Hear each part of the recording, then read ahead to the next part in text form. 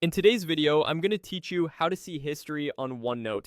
If you've ever wondered when a page was last updated or want to quickly review what's changed in your notebook, the history tools in OneNote make that really simple.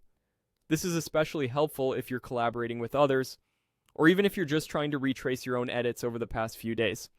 Start at your computer desktop and make sure you're working in the OneNote desktop app. The desktop version includes a full ribbon across the top, and that's where the history features live. If you don't see a ribbon with tabs like Home, Insert, and History, you may be in a different edition of OneNote, so switch to the desktop app for the best results. With your notebook open, look to the top of the window and click the History tab. This opens a dedicated set of tools designed for tracking changes. You'll see options related to recent edits and author information, but for our focus today, we're going to use the Recent Edits feature. It's a straightforward way to get a timeline of what changed and when. Click Recent Edits. OneNote will open a pane on the side and start gathering pages that were modified within the time frame you choose.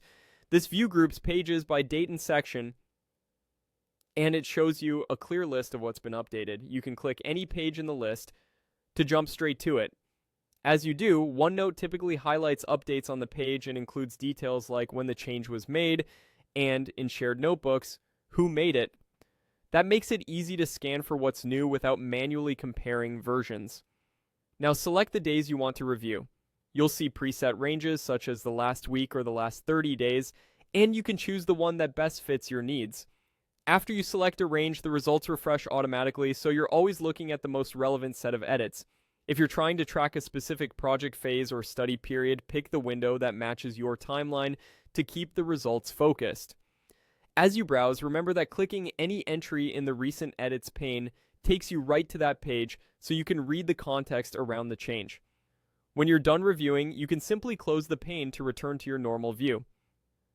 OneNote saves automatically, so there's nothing extra you need to do. That's all there is to it. Open OneNote on your desktop, go to the History tab, click Recent Edits, and select your date range to see exactly what's changed.